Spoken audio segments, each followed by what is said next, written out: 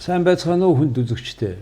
Өнөөдөр манай дефакто нэвтрүүлгээр бид Монгол улсад нэлээд тараад байгаа хүүхдийн аутизмын тухай. Энэ аутизмын хүүхдүүдэд сургалт явуулж байгаа тухай. Энэ ажлыг санаачилсан оюурах төвийг үүсгэн байгуулагч их хэмжээ Цог баярын Мөнх Эрдэнэтэй ярилцгаа. Цог баярын Мөнх Эрдэнэ. Оюурах төвийг үүсгэн байгуулагч их хэмжээ. 2015 онд Эрүүл мэндийн шинжлэх ухааны их сургуулийг хүний их хэмж мэргэжлэр төгссөн. 2015-аас 2017 онд анагаахын шинжлэх ухааны үндэсний их сургуулийг дүрс онцлогооны чиглэлээр мэргэжил дэвшлүүлсэн. Улсын 3 дугаар төв эмнэлгийн даргын ажлын албанд бичиг хэргийн ажилтан. Нийслэлийн хүрээ амарч авах газарт хүний нөөцийн ажилтан. Клинико эмнэлэгт явуулын лабораторийн эрхлэгч, аддиктологи төвд доторын хэмжээр тус ажиллаж байсан. Оюурах төвийн удирдах зөвлөлийн даргаар ажиллаж байна. King Tower Apartment. Богдуул цэцэрлэг түрээлэн төлдөх үзмжид харуулцтай. Дэлхийн шилдэг брэндүүдээр тоногдсон төвс хийцлэлтэй. Бүх төрлийн хэрэгцээг хангах хотгон доторх үйлчлэгийг зөкслөөсөн King Tower Apartment. 6 дугаар ээлжийн орон сууцанда та бүхнийг урьж байна. За сайн байна уу та? Сайн байна уу та? За энэ оюурах төвийг яагаад байгуулсан гэдгээс эхлээд тэг яг юу хийж байгаа вэ гэж та танилцуулахгүй юу? Байгуулагдаад 1.5 жил болж байна. Тэгээд оюурах төв маань аутизмтай хүүхдүүдийг сургах чиглэлээр анх байгуулагдсан. Тэгээд аутизмтай хүүхдийг сургахдаа одоо АБА хөтөлбөр, спорт хөтөлбөр, хил засал, дээрээс нь сургуулийн өмнөх боловсролын хөтөлбөрийг олгохоор байгуулагдаад тэгээд одоо үйл ажиллагаа амжилттай явуулж байна. Яагаад байгуулах болсон шалтгаан маань бол одоо миний маш ойрын хүмүүс дунд бол аутизмтай хүүхдүүд төрсөн. Тэгээд одоо тэдгээр хүүхдүүдийнхээ учрыг олох гээд одоо гүн орсон гэсэн үг. Тэгээд одоо дэлхийн одоо хаана мундаг вэ? Тэр газраас нь жишээлбэл Туркээс, Оросоос, Японоос одоо хүмүүс авчирч ажилуулж зөвлөгөө авч ажилуулж эхэлсэн. Японд бол клиникийн профессорууд манай дээр ирж бас сургалт зөвлөгөө орсон. Хэдэн хүүхэд сурж байгаа, хэдэн багш ажиллаж байгаа, хаана байдгийг? Манайх нарны оролд байрладаг. Нарны орооллын одоо ангирмаа өрхийн эмнэлгийн яг өөдөөс харсан хаалганд ажилладаг. Одоо хүмүүсийн мэддгээр бол уранган спорт зохицолборын ард байрладаг гэсэн. Тийм тэгээд 17 багш ажилтнад ажиллаж байгаа. Багш нар дунд маань бол нийтдээ одоо 32 жил багшилсан. 12 жил бол Оросын тусгай сургуульд одоо аутизмын чиглэлээр хүүхдүүдтэй ажилласан багш байна. Сүүлийн одоо 5 жил Монгол улсад болон Филиппин, Туркэд багшилж байсан спортын багш, турк багш ажиллаж байна. Тэгээд Монгол улсын зөвлөх клиникийн профессор Туяа эмч маань манай зөвлөгөө өгч ажилладаг. Гэх мэтлэн одоо хаана мундаг одоо багш нар байна. Бүгднийг л одоо цуглуулахаар оролцсон л доо. Тэгэхээр одоо энэ багш нар чинь үнэтэй санхүүжилтийн тэрэ яаж хийдэг? Яг хөө санхүүжилт бол одоо бид нар чинь бас тодорхой хэмжээнд багш нар бол маш өндөр цалинтай байдаг. Тэгэхээр эцэг эхчүүдээс төлбөр авч ажиллаж байгаа. Өөр арга байхгүй. Улс орноос бол ямар нэгэн тийм дэмжлэг байдгүй төр засгаас. Одоо л одоо дэмжлэг яригдж байна. Яг хуу аутизмтай хүүхдүүд дээр гэлтгүй одоо хөгжлийн бэрхшээлтэй хүүхдүүд дээр ажилтдаг сургууль болон одоо төрийн байгууллагуудад санхүүжилт олгож эхэлсэн. Өнгөрсөн оноос эхлүүлээд. Хэдээс хэдэн насны хүүхэд байдیں۔ Тэгээд манай бол 3.6-аас одоо 12 насны хүүхдүүдийг авч ажилладаг гэсэн. Тэгэхээр 3-аас 12 насны аутизмтэй хүүхдүүдийн хийцэг бол танад аваад очиж болох уу? Болно те. Тэгэхээр сургуулийн өмнөх болон сургуулийн боловсрол олгохоор ажилладаг. Дээрээс нэмээд одоо манад бол 3 эмч ажиллаж байгаа. Тэр 3 эмч 2 сувлагч ажиллаж байгаа гэсэн. Тэгэхээр эдгээр эмч сувлагч нар маань юу хийдэг вэ гэхээр аутизмд одоо дан ганц сургалтаас гадна одоо сүүлийн үед бол дэлхийд энэ витамины дэмжлэгийг маш зөв хийхийг одоо зөвлөж байгаа. Тэгэхээр урдны одоо 100 жил явсан ойлголт бол аутизм бол ямар ч эмчилгээгүй, дээрээс нь аутизм харилцааны эмгэг гэх мэтчлэн одоо ийм асуудлуудыг ярьдаг байсан болов сүүлийн одоо 1 жил 2 жилийн хугацаанд бол аутизм эмчилгээтэй болж таарж байна. Тийм дэлхийн одоо өндөр хөгжилтэй орнууд одоо зөвлөж байна гэсэн үг. Тэгэхээр тэр дагуу явж байгаа. Урд нь бол яг нь Монголд яг энэ талаар ер нь Монголд гэлтгүй дэлхийд даяар энэ талаар тодорхой хэмжээний одоо мэдлэг байхгүй. Энэ асуудлыг зөвхөн сургалтын байгууллага руу одоо чиглүүлээд тавьчихсан. Эмнэлэг рүү ирэхдээ зөвхөн сэтгцийн эмнэлэг рүү одоо чиглүүлж тавьсан байсан бол одоо бол бас нөхцөл байдал өөрчлөгдөд энд бол эмчнэр маш чухал болж ирж байгаа. За та өөрөө эмч хүн гэхлээр хоёлаа яа. Аутизм гэдэг ч одоо яг юу гэсэн үг юм бэ гэдгийг яг ямар асуудал байдаг учраас аутизм гэж нэрлэсэн. Аутизм хамгийн анх 1930 онд Америкт одоо энэ эмгэгийг бол аутизмын эмгэг гэж нэрлэе гэд.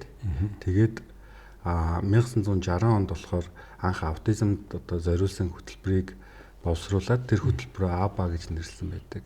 Энэ нь өөрөөр хэлбэл хүүхдийн хөгжлийг дэмжих одоо хүүхдэд анхаарлыг татаж болох үз хамгийн одоо ойрын зүйл нь тоглоом байдаг. Тоглоомоор одоо дамжуулж одоо зан үйл болон одоо тархины хөгжилд нь хувь нэмэр оруулах тийм хөтөлбөр байгаа даа. АБА гэдэг нь юу гэсэн үг юм? Аутизм ер нь аутизмын хөтөлбөр гэдэг үгийг л одоо ингээд товчлсон хэлбэр байгаа юм. Аутизмын цаад нөгөө биологийн онцлогийн хромосомын асуудал юм уу? За энэ асуудал цаашаа явж судлагдсаар байгаад энэ одоо би дандаа анагаах ухааны хичээлүүд ярих болж байгаа. Одоо энэ асуудал руу ингээд биологийн, молекул биологийн, биохимийн тэгээд одоо физиологийн, тэгээд сэтгцийн асуудлуудыг ярих шаардлагатай болж байгаа. Аутизм бол яг үнэхээр үндсэндээ бол 4 одоо хэлбэрийн бүлэг шинж тэмдгүүдээр илэрдэг. Нэгдүгээр хэлбэрийнх нь болохоор зан үлийн одоо асуудал гарч ирдэг. Өөрөөр хэлбэл одоо хүүхдүүд гар хөлөө одоо бос хүүхдүүд хийдэггүй үйлдэлүүд хийж эхлэн гар хөлөөс авчиж үдлэн гар хөлөө урдаас авчин доороо эргэлдэн наашаа цаашаа гүүн тэгээ говцоо тайлж байгаа гэх мэтлэн зан үлийн асуудлууд гарч ирнэ. Мөн бас бусдад аюултай бол өөртөө аюултай зан үйлүүд аутизмтай хүүхдүүдийн одоо хүнд хэлбэрүүд нь гаргадаг гэсэн. Мөн харилцааны асуудлууд аутизм дээр гарч ирнэ.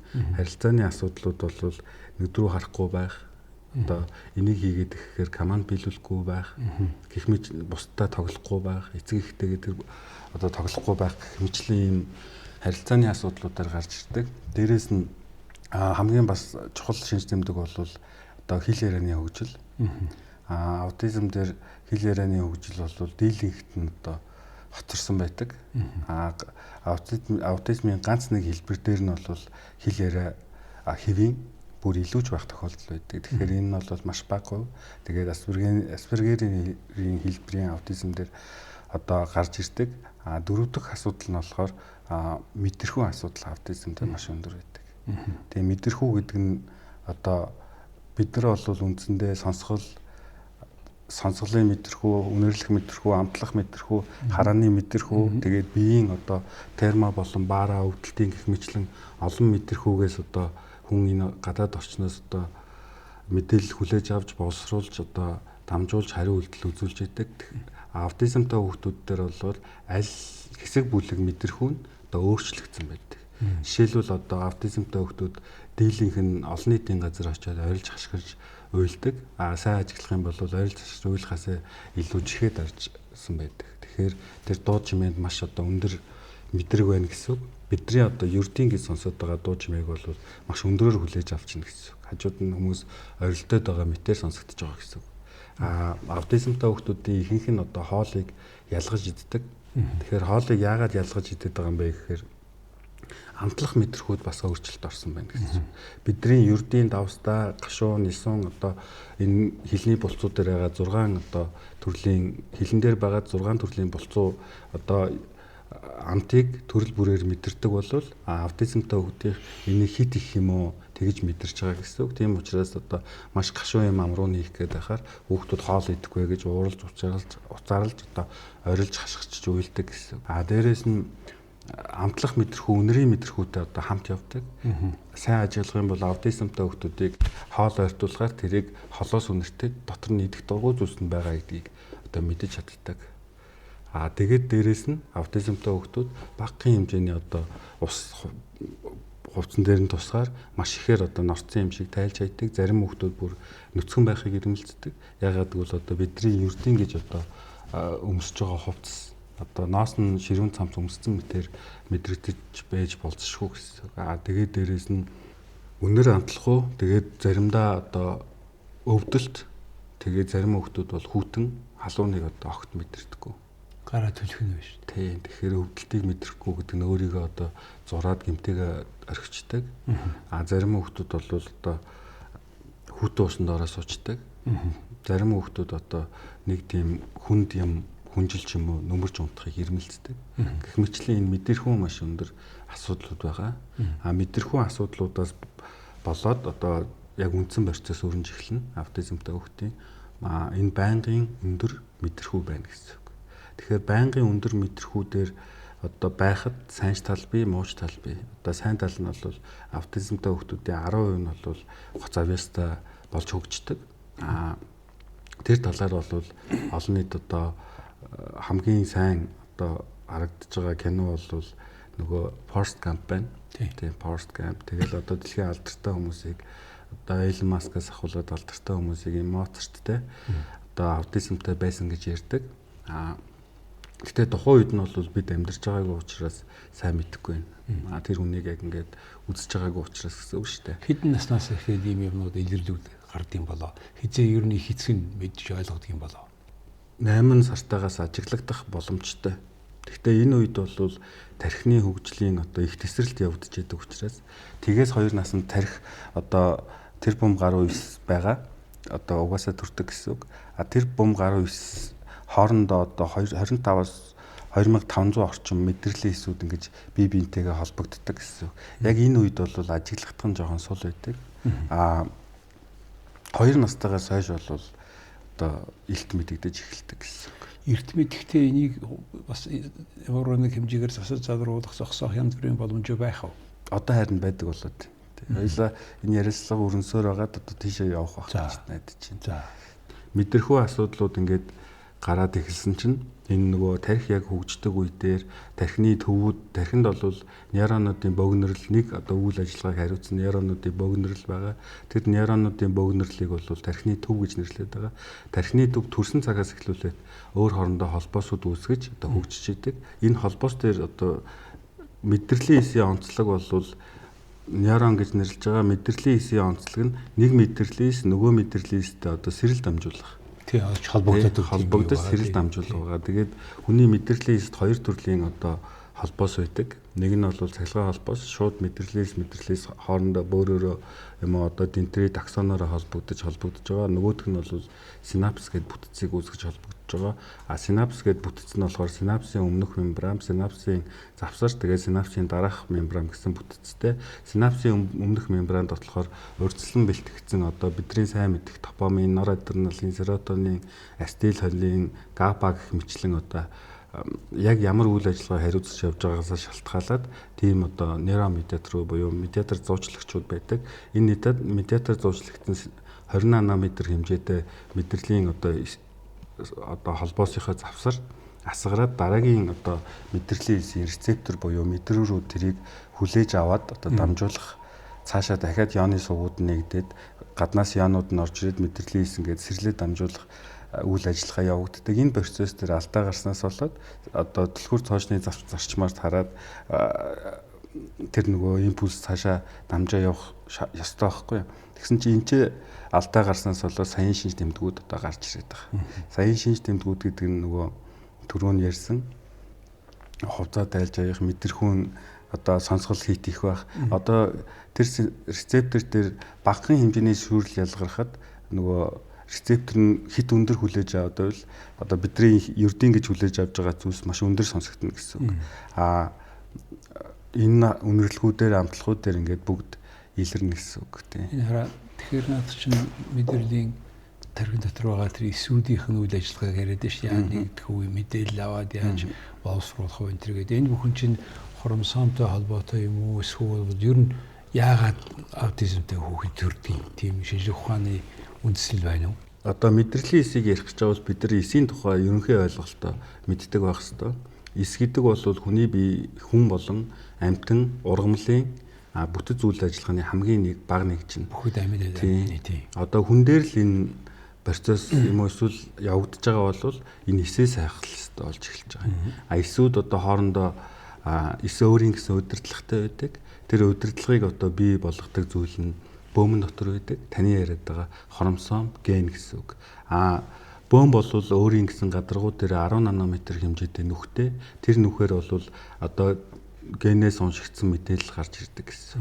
Тэгээд мэдээж энэ үйл ажиллагаагаа явахын тулд органоидууд буюу эргэтэнцрүүд байдаг. Эргэтэнцрүүд маань эндоплазмын тор, рибосом, Голчи аппарат, тэгээд центроил, лизосом, тэгээд цитоскелет, цитоплазм гэх мэтлэн одоо тэр эсийн үйл ажиллагааг явуулахад хэрэгтэй эргэтэнцрүүд байдаг гэсэн.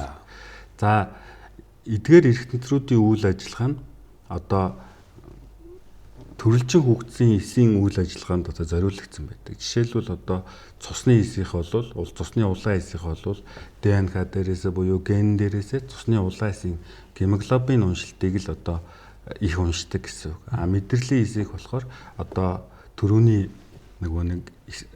нөгөө синапсын өмнөх мембраны одоо нэг нейромедиаторуудыг уншихад зориулагдсан эсхийг л их уншдаг гэсэн.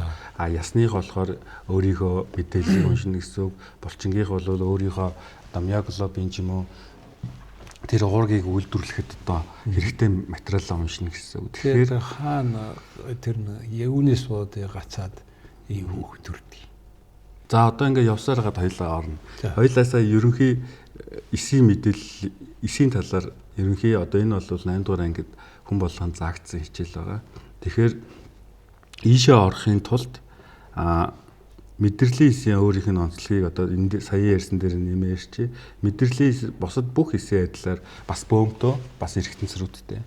Онцлог нь болох юм бол 25-аас 2500 хүртэлх тийм бусад эстэйгээ холбоос үүсгэж цахилгаан импульс одоо дамжуулах зорилготой сэртэнгүүд байдаг. Тэгэхээр одоо харах юм бол аалцны тор шиг ингээд бие биен рүүгээ ингэсэн байх нь шүү дээ. За сэртэнгүүд байдаг. Дээрээс нь одоо эсийнхаа мембраны гадуур олигодендроцит эсээр одоо эсийн сэртэнгүүдээр мейлэн бүрхүүл буюу одоо энэ цахилгааны утсыг гадуур нь бүрсэн байдаг шиг одоо тийм цахилгаан тусгаарлах шин чанартай хэсэгтэй байдаг гэсэн үг. Энийг бол энэ хэд бол бүгд одоо органик зүйл дээр амьд биет дээр ярьж байгаа болохоор яг ийм нөгөө хунцар юм байхгүй л дээ. За ийм бүтцтэй байдаг.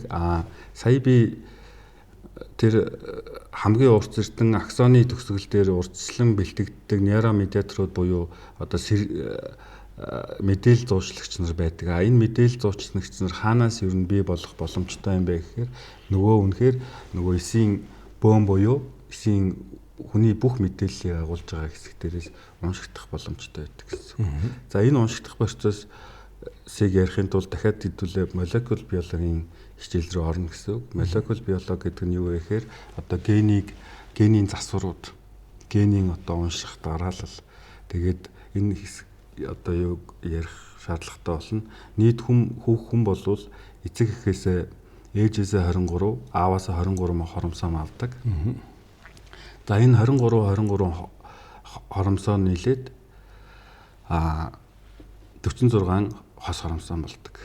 За тэгээд мэдрэлийн эс бол яагаад зөвхөн захын таны арсны ч юм уу усны нэг эсийг аваад таныг шинээр бүтээж болохгүй байгаа юм бэ гэхээр 90 болон энэ бэлхийс дотор амьдрал эхлүүлэх кодыг агуулсан ген байдаг. Амьдрал эхлүүлэх. Бусад эст бол тэр нь байгаа мөртлөө тэр нь блоклогдсон байдаг гэсэн. Тэгэхээр аутизмтай хүүхдүүдийн мэдрэлийн хөгжил нөгөө синапсын зүсээр ялгарж байгаа нейромедиаторууд мөн рецепторууд эсийн уян хатан чанар яагаад алдагдчихад байгаа юм бэ? Яагаад энийг нь одоо бөөмн дотор байгаа түм одоо эсийн өөрийнх нь үндсэн зохицуулга хийдэг ген уншиж хэвэн болгож чадахгүй байгаа юм бэ гэдэг асуудал гарч ирнэ гэсэн. За энэ асуудал руу орохын өмнө хэдүүлээ нөгөө гений өөрийнх нь одоо зохицуулга, бөөмийн зохицуулгын талаар ярих хэрэгтэй болно.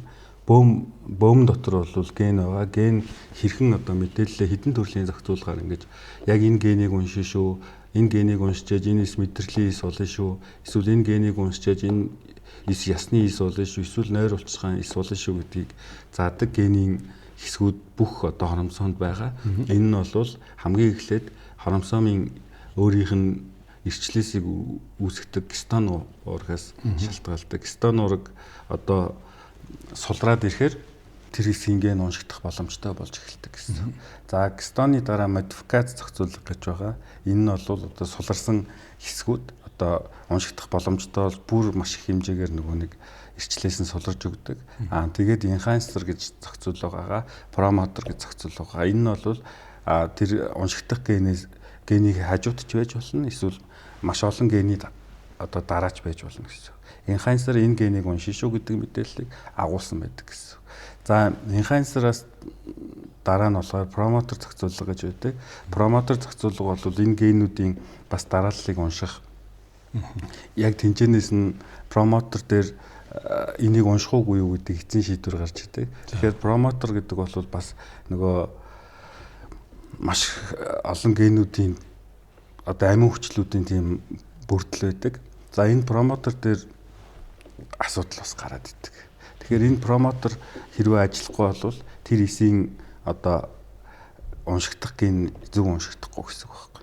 Тэгэхээр энэ аутизмтай хүмүүс тэр нь ажиллахгүй байна. Тэр нь ажиллахгүй байна. Тэр тэгээд тэр нь ажиллаж байгаа. Гэхдээ энэ зохион байгуулалттай ажиллагаас суларчаад байгаа. Одоо тэр аав ээжийнх нь авж байгаа аав ээжээс нь ирсрэх хоромсом дотроос бодол байна уу? Байхгүй. Тэгэхээр энэ бол заавал аавны ээж нь буурдаг гэсэн үг биш үү? Яг гоо байна уу гэж урдл байдал нь буюу бидэд нөгөө диатцтай хүүхдгээд байдаг шүү дээ. Одоо чихрийн одоо ямар нэгэн одоо өвчлөмтгий хүүхд гэж байдаг шүү дээ. Өвчлөмтгий байдал удамшиж иржээж болцсошгүй. Тэгэхдээ тэр бол гол одоо үндсэн суурь нь биш гэсэн. Тэгэхээр аутизмтай хүүхдүүд чинь эцэг хоёул эрүүл байж болох юм биш үү? Байж болно. Энэ хичнээн ямар нэгэн статистик үү Монгол улсад одоо дэлхий дээр одоо хэдэн хүүхдийн хэдэн ингэж төрж байна гэж. Америк бол 35 хүүхдийн нэг нь 36 хүүхдийн нэг нь гэдэг статистик тоогоо гаргачихад байгаа. Манай Монгол улсад бол жилийн өмнө бол 127 хүүхдийн нэг нь байж болцсошгүй гэж гаргаж ирсэн. Одоо бол яг бүртгэснээр нэг 4500 600 орчим хүүхдүүд яг аль биесээр бүртгэгдчихэд байгаа. Тэгээд одоо үлдсэн хүүхдүүд нь бол эцэгийнх нь их нөгөө хүүхдээ аутизмтай байхыг хүлээн зөвшөөрөхгүй. Тэгээд одоо эсвэл одоо таньж мэдэхгүй байгаа тохиолдлууд маш их байгаа. Энэ цаашдаа ингээд одоо манай засгийн газар манай энэ одоо шийдвэр гаргагч нар одоо хариу арга хэмжээ хурдаахгүй үргэлжлүүлсээр л байна гэсэн. Тэгэхээр бас нийгмийн өөр асуудал бий болгож шин их эцэг тэр гэр бүлд ярьж нэгдүгээр хамгийн дөрөв. Хоёрдугаар тийм тодорхой хүмүүс энэ тоод нэмэгдээд байгаа байхгүй тийм. Тэгээ нэмэгдээд ахаар ч одоо тэгээ за энэ хүмүүс бол ингээд сургууль соёл чив тодорхой орнуудад илүү өндөр байна тийм ээ. Хамгийн одоо их тиймэрхүү статистикээр хамгийн өндөр орн юу юм? Ер нь бол Америк л байдаг. Хятад бол ойролцоогоор сая гаруй аутизмтай хүүхдтэй байна гэж та явж ирсэн.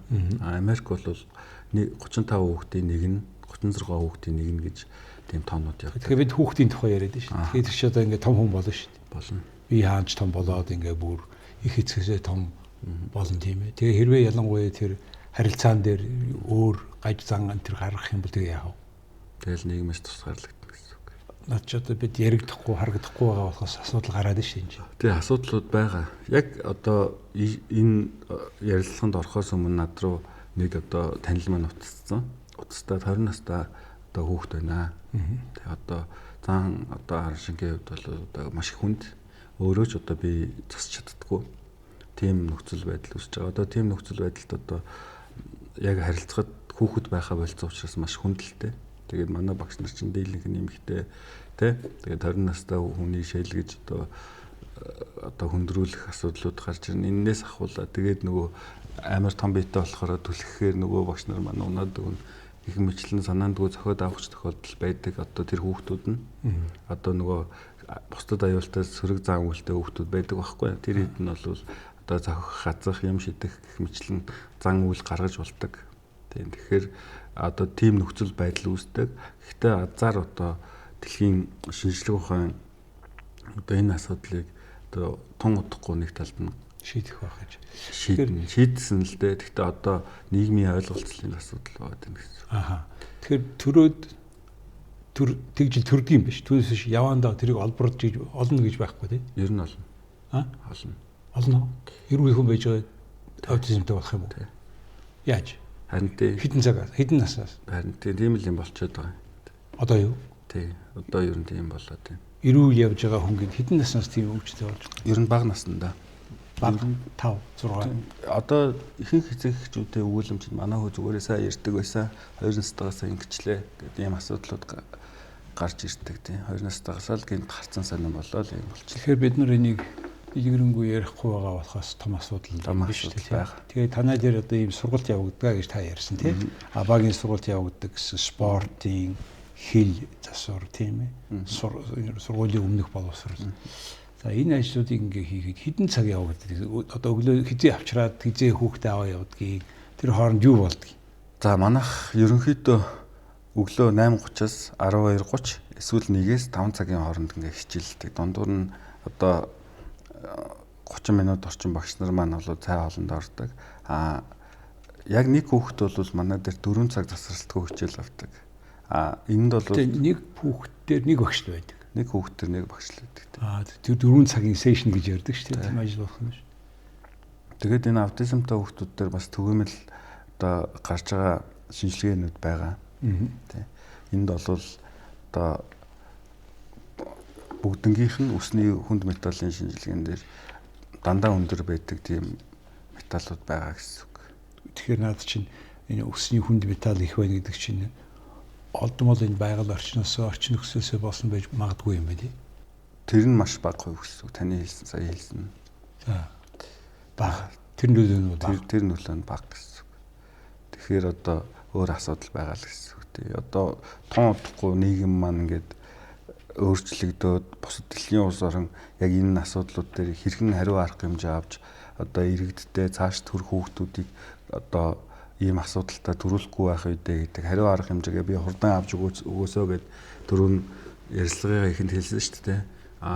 Яг тийм нөхцөл байдал үүсчихэд байгаа.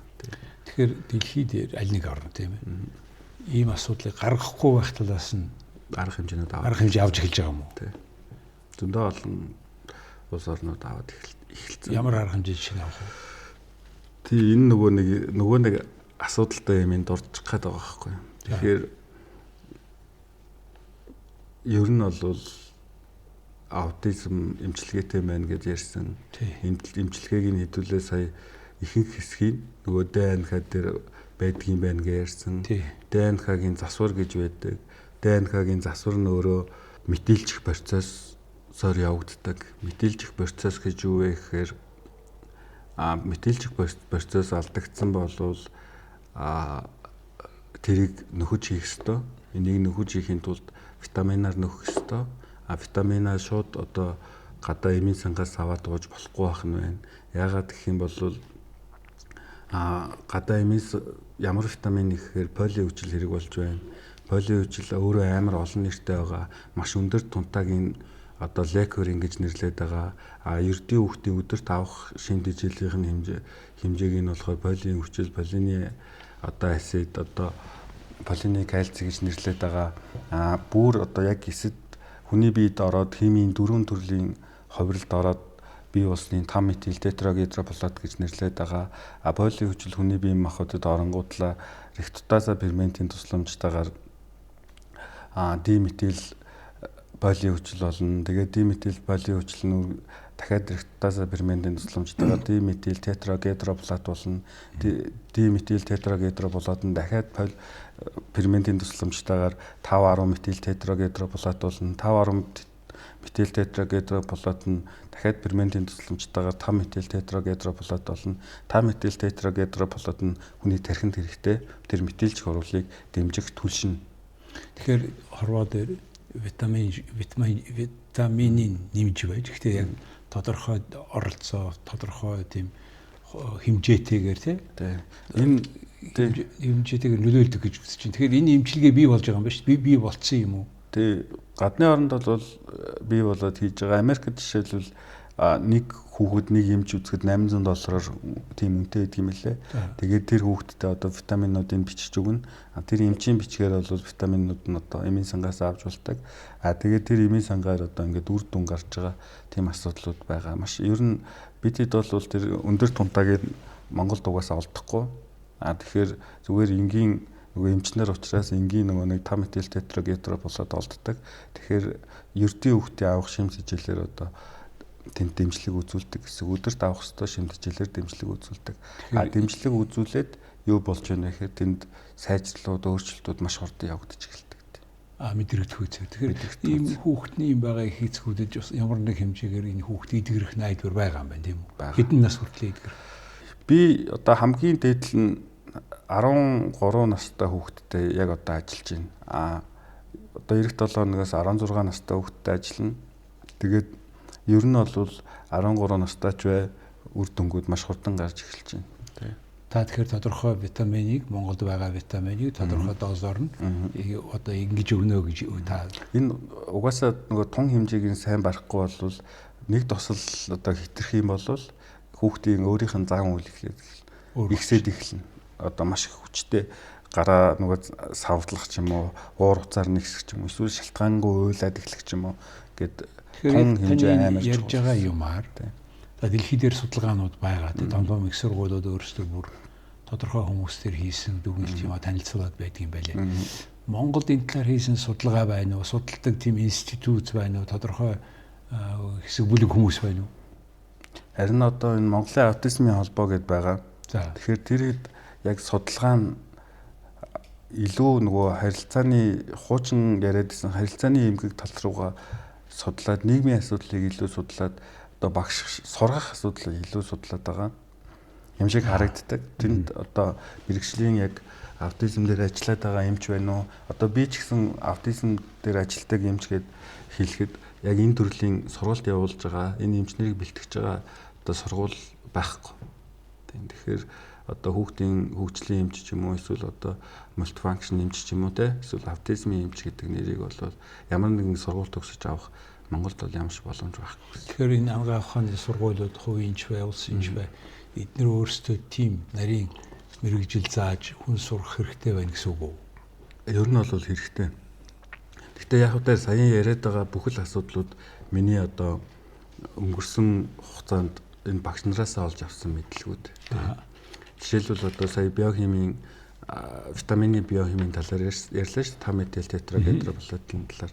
Тэрний 5 дугаар бүлэг дээр байгаа метилийн бүлгийг кобаламин дөгөөд метилцэн кобаламин болоод кобаламин одоо эс-аденозин гамма-цистинийг метилжүүлээд эс-аденозин метионин болгоод тэр нь одоо ДНК дээр байгаа нөгөөний түрүүний яриадсан промотер хэсгийн аданин тимийн гуанин цитозин гэдэг код байгаа шүү дээ. Тэрний цитозиныг метилжүүлээд хамгийн сүүл би уншигдсан шүү гэдэг тэмдгийг тавьж өгдөг гэсэн. За ихээр удаан процесс юм байна. Энгийн хүмүүс бол яг тийм тархины хэмжээнд ойлгоход хэцүү байх молекулын хэмжээнд.